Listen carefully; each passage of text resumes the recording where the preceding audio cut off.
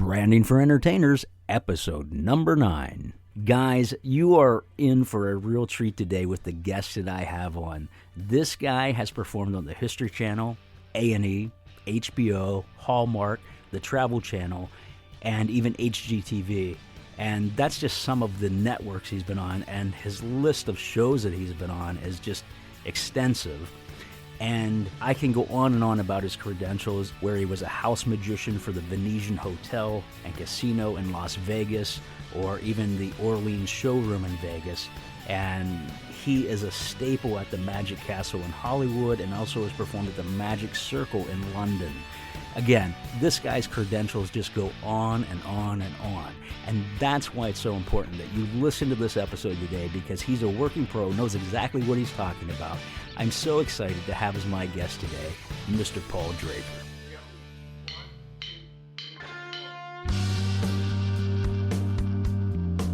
You're listening to the Branding for Entertainers podcast, where we talk about your visual, verbal, and virtual brand and why it matters. This podcast helps entertainers grow and become someone that your clients and audience remember long after your gig is over. And now, here's your host, Billy Diamond. Hey, my guest today, Paul Draper. Man, welcome to the podcast. First of all, thank you so much for agreeing to be on here. Really, really appreciate it. I know my listeners are in for a real treat. Tell us a little bit about yourself. I gave you a hyped up introduction there, but tell us a little bit about you as a person and as an entertainer. Absolutely. So I grew up an only child of a single mother in Salt Lake City, Utah. I learned magic so that I could convince the Mormon kids to like the little Jewish kid in Utah. That's great. I went to college, studied anthropology, musical theater, worked on a master's in political rhetoric. Right now in this world, throw all that knowledge out the window. I went off to be a professor at the University of Nevada, Las Vegas. I worked in musical theater for a while, was the house magician at the Venetian. I've been doing magic and mind reading shows. When this all shut down for the COVID-19 in 2020, I was the last magician performing at Disneyland when it all closed up. And I've been performing 2 to 4 shows a day, every single day, from my residency in my parlor living room, online over Zoom to people in Israel and Paris, Canada, and all England and all over the United States. Wow. Pretty impressive there for sure. You know, like many entertainers listening to this podcast, I talk about this on some of the other episodes, how, for the first, even first couple months, I dealt with such a range of emotions, even down to the putting my head in my hands saying, I give up. And somewhere along the lines, you kind of have to pull yourself out of that funk, right? You either move on or you give up. What I'm hoping to do, and what I'm hoping that you can offer some of our listeners today, is just a little bit of hope. Tell them about what you're doing and how you're transitioning. As you said, you were performing all these things, even Disneyland, last performer there, or the last magician there, right? And before everything just went, boop, that's it.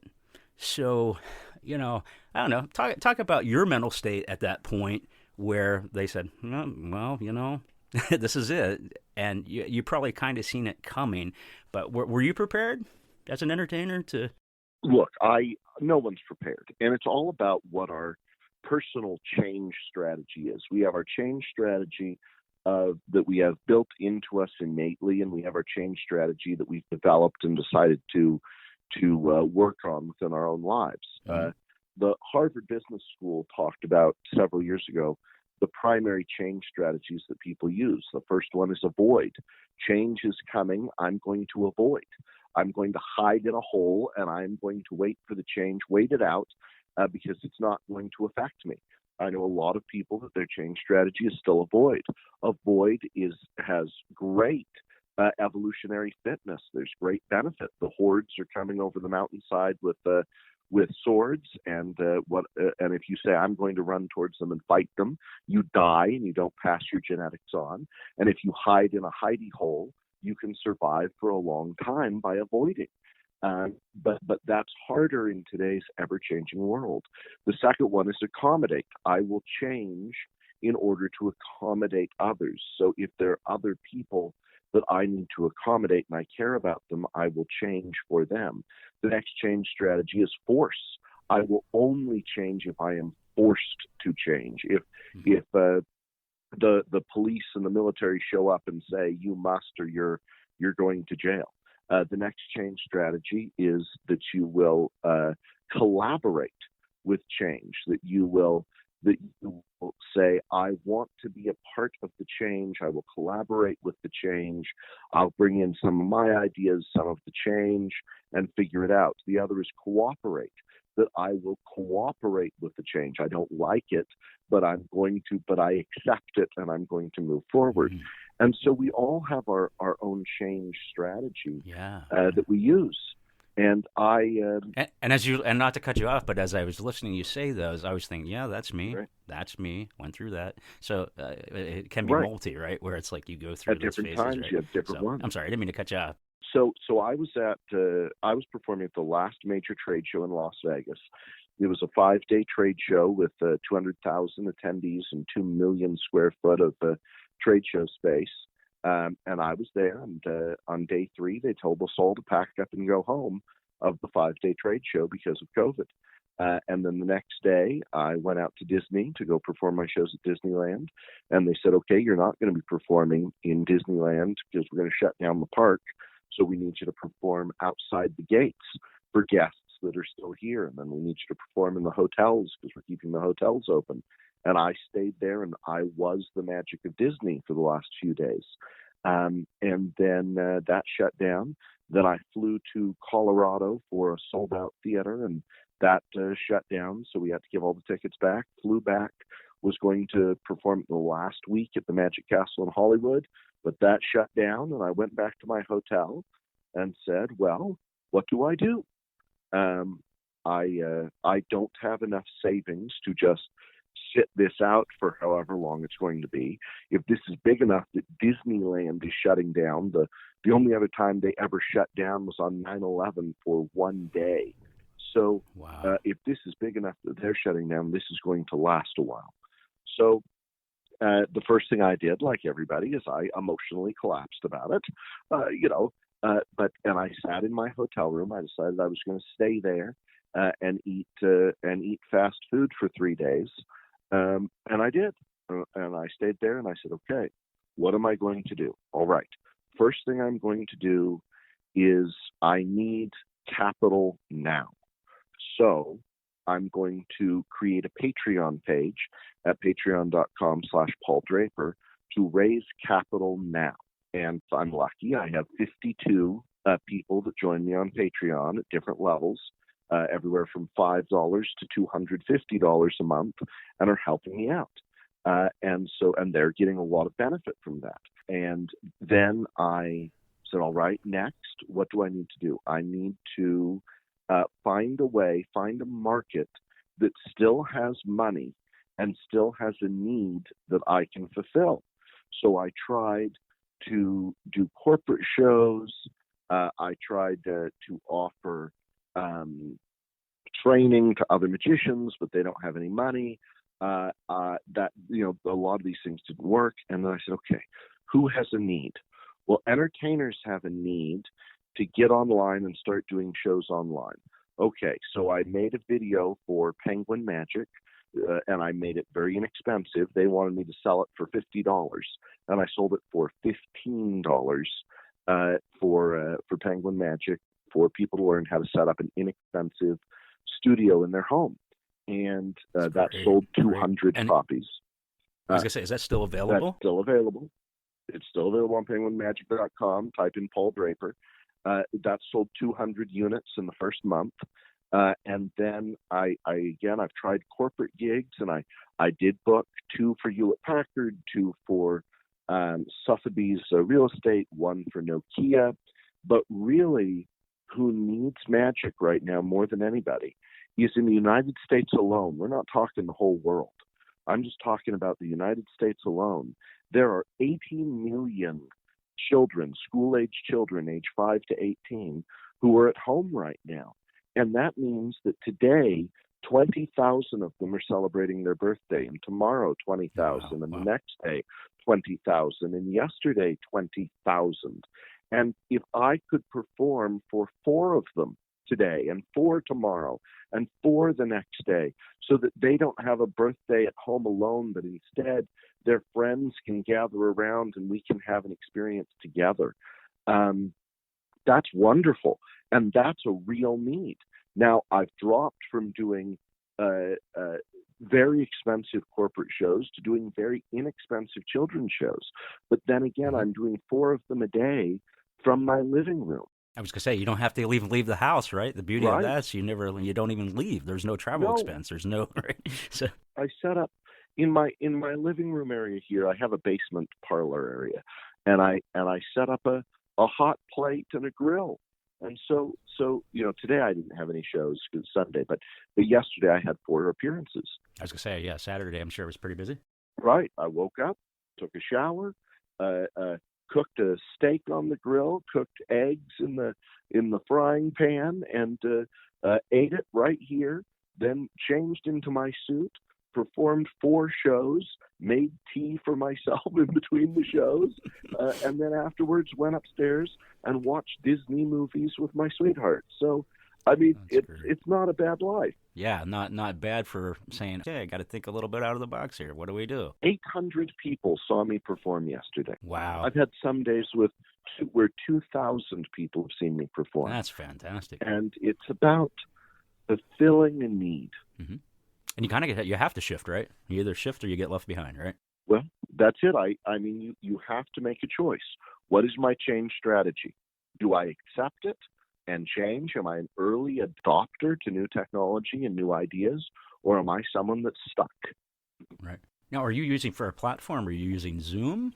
I'm happy to talk about the tech, but that's all going to change in 20 minutes. I mean, right now, my primary way of advertising to people is MySpace. Wait, what year is this? I make sure to keep track of people through Goldmine on my Trio. We can talk about Zoom and Google Meet and Facebook Messenger. But that's all stuff that you talk about in this thing that you're listing with Penguin. That's covered in that too, right? They can go there or they can write me. But the truth is, this stuff is changing constantly. By the time people listen to this podcast, there'll be a new tool. But there are tools constantly out there that are available and getting better for doing web broadcasting. But what's more important is making sure that you have a camera that does what you want it to do. If what you want to do is just sit in your chair and not move around much, a webcam is built to do that. If what you want to do is move around a lot, a webcam is not built to do that. A webcam will make you look fish-eyed and will constantly be changing the lighting. You want to make sure that your lighting is consistent. If your light above you is your brightest light in the room, then you're going to have big shadows under your eyes and under your chin. You want to have a good microphone so that people can hear you.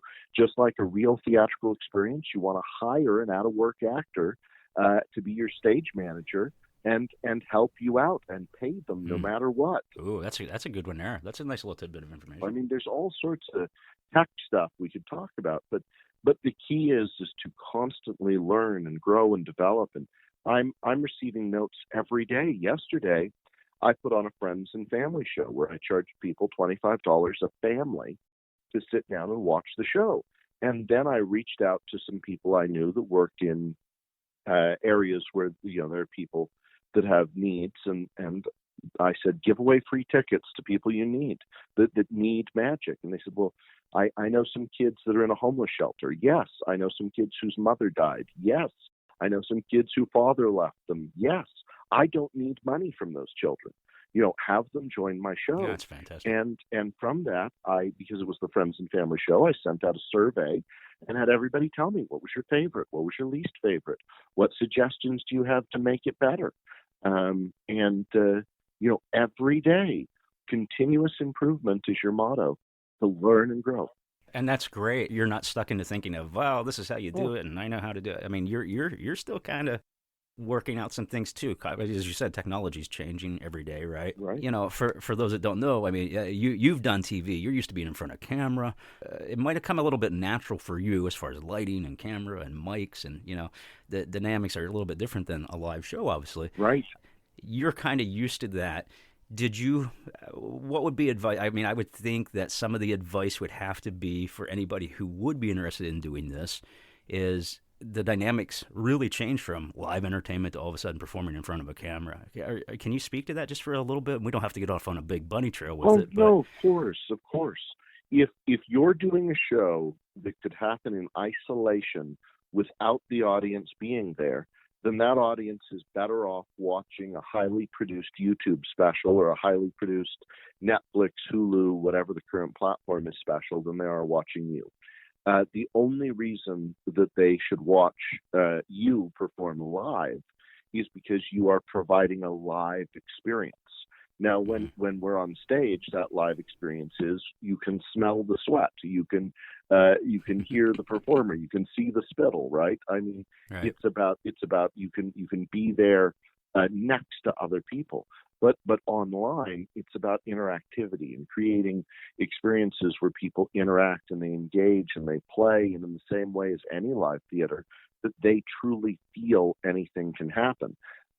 If that's not what it is, if you're just doing a stand-up special, again, people are better off watching a perfectly polished, pre-produced experience because that's not what they're looking for. So I have to throw out a lot of my standard show, and instead of saying, how do I make my show work, I said, no, it's time to start over and to build a show for this medium. Mm-hmm. Like you said, I was a regular on a show on the Hallmark Channel called Home and Family, and it was about playing to that camera.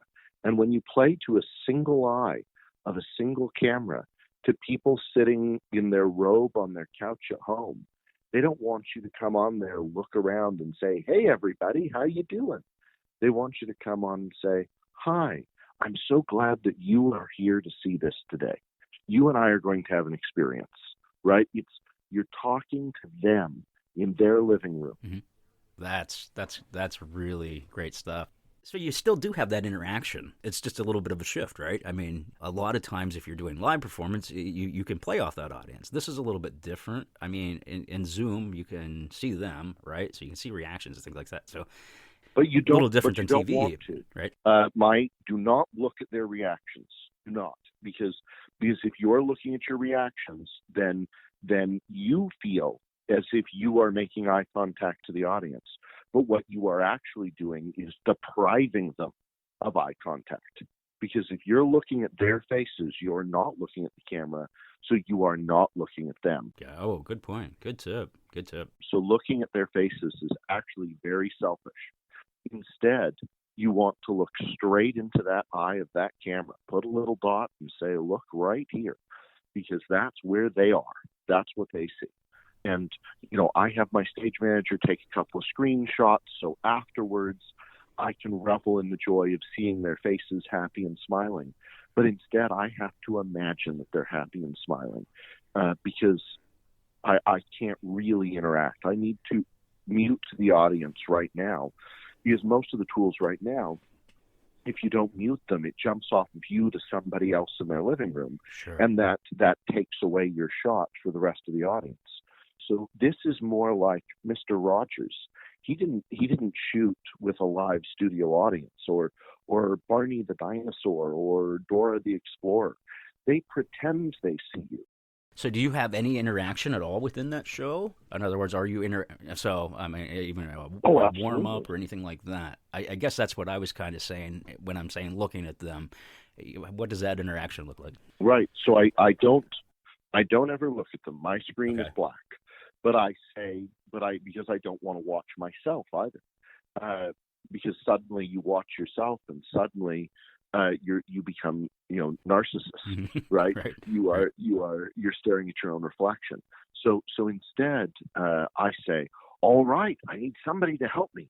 If you want to help me, raise your hand. Raise your hand. All right, my stage manager is going to call on someone raising your hand. Fantastic. Okay, who do we have? And then his voice comes on and says, someone from the Johnston family. That's great. I say, okay, someone from the Johnston family, unmute your mic. Who's going to help me? Say hi. And I hear, hi. I say, hi there, what's your name? Susie. Hi, Susie, how old are you? 7. Oh, wow, that's amazing. I loved being 7.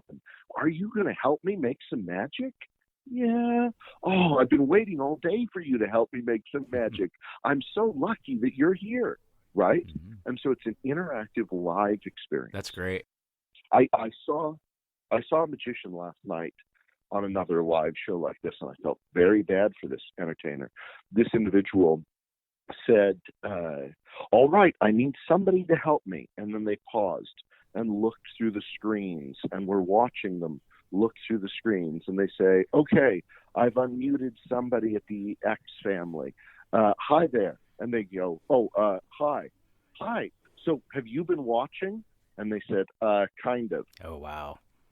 And she said, oh, well, I really need somebody who's been watching. So you don't know which side the knots are on? And they said, no. Okay, let me find somebody else. How about you at the Smith family? And they said, hi. Do you know which side the knots are on? And they said, actually, I just logged in. Oh, wow. And the magician went, okay, hold on. I need somebody then from this family. Okay, have you been watching? Yes.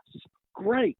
Okay, so do you think the knots are on this side, or do you think the knots are on that side? And the person said, oh, I don't know. And she said, well, just take a guess. Do you think they're on my right or on my left, or on the right or on the left? And the person said, on the left. And she said, on my left or your left, or my right or your? My goodness. We've now lost all this time. This is not what the show's about. Don't do that to people. And you have a big advantage, though. You have a manager that is actually calling cues for you and getting people for you. So that seems like a really big helper, and allows you to focus on what you need to focus on as an entertainer, right? No different than a live show, right? And give that person up to 50% of whatever you're making. I mean, pay them, get the right person. We're going to pause here for just a moment, but when we come back, Paul is going to talk about how to find the right person for the job, as well as a lot of other information that you're going to want to listen to. So stick around, and we'll be right back. Listeners, I just wanted to let you know about something that I'm extremely excited about. Maybe you know, or maybe you do not know, that I do custom branded items, custom branded props for a variety of different kinds of shows. And I'm super excited right now because with everybody that's doing Zoom shows in their living room or their basement, a lot of times those things that are in the background, the sofa, the lamp, TV, things like that, kind of get in the way and they distract from the show. I have something that I've been making for a few years now, and it is just fantastic. Not just because I make it, because it's just that easy and that good. I have a 5 by 7 foot tall backdrop that is customized completely to you. And I work with you one-on-one to make that happen. It can have your logo on it, your name, whatever you'd like. But again, I work with you one-on-one. And these things are so great because zip they're up, zip they're down. And I literally mean that. It's that fast that you can have this thing set up and down within 1 minute each direction. And when you're not using it, what is great is it'll slip right in back of the couch or underneath the couch, and the wife will be happy, or the girlfriend will be happy, or even the dog will be happy. But either way, everybody will be happy because this thing is so easy and it adds so much production value to your show. What's great, not doing a Zoom show? That's okay. Maybe you're doing a kid's birthday party. It's fantastic for a living room setting because it is just 5 foot wide. But here again, it adds that production element that you need with your brand. So here's the deal. During this time of COVID, what I want to do is offer you a very, very generous discount, and I want to discount it by 15%. And you'll be able to find the discount in the show notes as well as a link to this particular item. And I will have everything that you need right there to give you that 15% off, and you're going to be able to use Memorial Day 2020, that coupon code. You'll be able to use that at checkout, and that'll give you that 15% off. It'll put you right in touch with me, and I will get to work with you right away to make this thing happen. And turnaround time for me is super fast, delivered to your door super fast. So Check it out. And now, let's get on with our show. If you have the right person, they will choose the right audience members. They'll deal with any issues. They will respond to people in the chat. They will promote you. They will give you notes after every show about how to do things better. I mean, always pay the right person. That's great. How'd you go about finding somebody? You probably know several people in the industry, but the general person, how would somebody go about finding somebody to say, yeah, I'm going to do this? An out-of-work actor, Okay. An out-of-work stage manager. They're on LinkedIn. Okay. Call a local university and ask them if they have a great student stage manager. Call a local theater, community theater. See if they have a great local stage manager.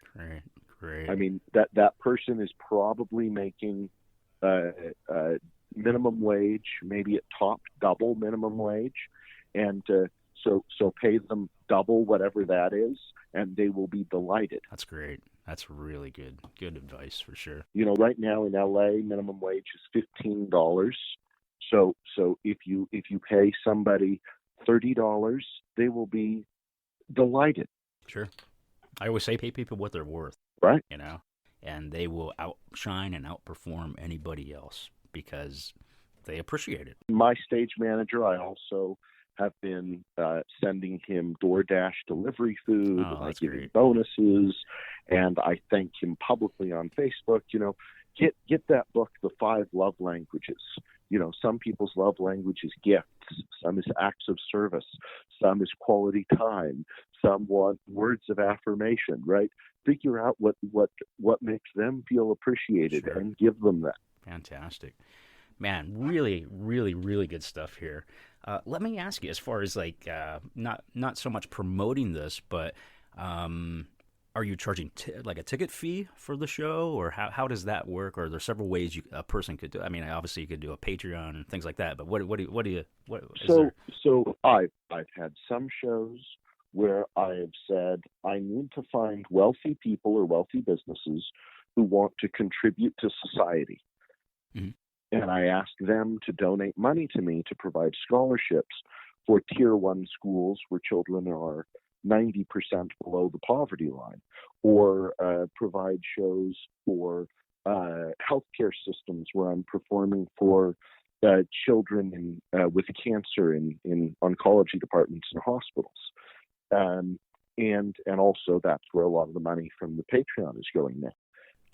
Is to provide those sort of free shows and those free services to kids in homeless shelters. And so I was able to get a technology company, HP, to provide devices to children in homeless centers and provide my show so that the kids could stay up to date on school, stay up to date on the latest news and health information about COVID, and also see a show. That's great. And so, I mean, do good in the world. Another way is to sell individual tickets. I've been selling $25 tickets for the friends and family rate.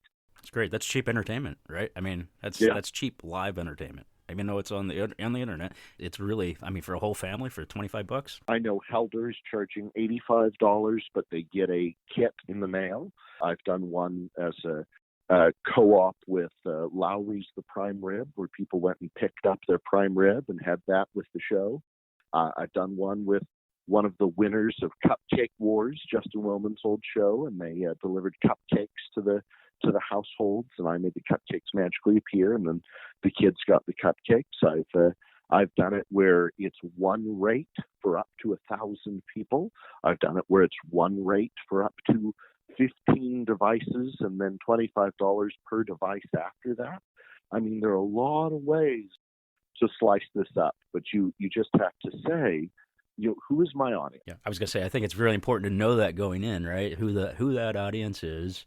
Who's my audience? Mm-hmm. And if your answer is everybody, well, you're wrong. You're wrong. Yeah, what is their need that I can fulfill? Mm-hmm. Do they still have money? What can they afford to pay for this? You can ask somebody who's working 2 jobs to raise their 4 kids alone for $25 per family. They can't pay $25 for dinner for the 5 of them. Right. So it's just it's cruel to ask for that. But and so for those people, give it for free. But if you go to somebody in Beverly Hills that's making, more money per hour than most of us make per year, they are so delighted if you can provide a quality of entertainment that actually fulfills their needs. But they're not going to pay it unless what you're providing is of that quality, right? So it's all about knowing your market, knowing your audience, knowing what their needs are, knowing what your competitors are. I set myself about the same as taking the family to the dollar movies. Mm-hmm. So if you could all go to the dollar movies, have popcorn and soda, or you could have this live interactive show tailored to you. That's great. And it seems like the pricing structure on that's really not a whole lot different than it would be as if somebody were actually hiring you live and you're showing up for the event. Right. I mean, you're not going to charge the same for a birthday party as you are a corporate gig. So there is a lot there. And, Right. I think a lot of it's knowing you. And as you mentioned, knowing your audience, having maybe having some preset goals and to know what you're going into, right? Where it's not just like, I'm going to start an online show. Have some of those goals outlined, right? Right. And of course the show outlined. If a corporation wants 1,000 people to join, they're going to be happy to spend, a few dollars per person for that experience. But if they only have 100 people joining, it's very hard to ask them, I need $25 per person that joins, for 100 people. You can get it, but you better show that you are adding value, that you are actually going to change their workforce, that their workers will be happier or more productive or sell more or learn tools by the end of your show. Very good. Just to reiterate, I'm sure it caters a lot to magicians, but can other entertainers benefit from what you have there that you're offering through Penguin, or is it just strictly magic related? Oh, of course. What I put out through Penguin was how to build a home studio for under $200. It basically says how to use your camera and your computer, 4 desk lamps, where to put them, Fantastic. Et cetera, to do it. Because I looked at it and I said, there are lots of tools out there if you want to build a professional studio. But if you just need to get up and running right now and you have $200 and a computer, this is how you can do it. And so that's who I made that for. I've also had a lot of people been hiring me for private coaching to help them with their studio and help them and get online. That's great. Very generous. Very, very generous for sure. Tell us where we find you. Obviously, people could go to Penguin and get the online thing, but tell us exactly where to find you. Yeah, just type in Paul Draper Magic, Paul Draper Magician. Not to be mistaken for Paul Draper Musician, right? Not musician. Paul Draper Anthropologist. Yeah. Right. My main webpage is mentalmysteries.com, but in these days, if you type in Paul Draper Magic, boy, I come up all over the place. Fantastic. Great. Good branding. Good marketing. That's right. Probably took a little bit to get there. But hey, man, you're doing this, and you are a prime example that it does work and can work. And, man, we so much appreciate your time, Paul, today for coming on and really taking time to share. You're a great guy, and I know you're really well respected in the magic community as well, and we love you, buddy, and just really appreciate your time, okay? The world needs your entertainment, your comedy, your songs, your music, your dance, all of it. The world needs it. Get it out there. I want to talk to you listeners just for a second, and that's that if you like this podcast, do me a favor. Would you please share it with other people and also give it a rating wherever you're listening to this podcast? That really helps us a lot. And we want to get the word out because my goal is to help entertainers succeed in the world of business or the business of the show. So if you need help with your branding, please don't hesitate to reach out to me. And also, let's plug Paul as well one last time. In other words, if you're trying to get your show or your performance right now out on the internet and you're having some difficulty doing that, you just need a little bit of guidance, Paul has that great tool that we talked about with Penguin Magic. I'll have that in the notes of the podcast. So wherever you're listening, you find those notes. You'll be able to also reach out to Paul there. Everything you need is right there. But in the meantime, again, I really appreciate you guys listening. I want you to stay tuned because next week I will be dropping a new podcast where we'll be talking about what is ever changing with everything that's going on with COVID, how we're adapting, and how we're adapting as performers. I want to encourage you, do not give up. It might be easy to think, I just don't know what to do. I'm here and my friends are here to help you and guide you along the way. So be encouraged, and I'll talk to you next week. Bye-bye. Their moon was cardboard, fragile. It was very apt to fray. And what was last night scenic may seem cynic by today. Oh, the play's not done. Oh, no, not quite. For life, you see, never ends in the moonlit night. And despite what pretty poets say, the night is only half the day. So let us then truly finish what was so foolishly begun. For the story has not ended, and the play is never done until we've all of us been burned a bit and burnished by the sun.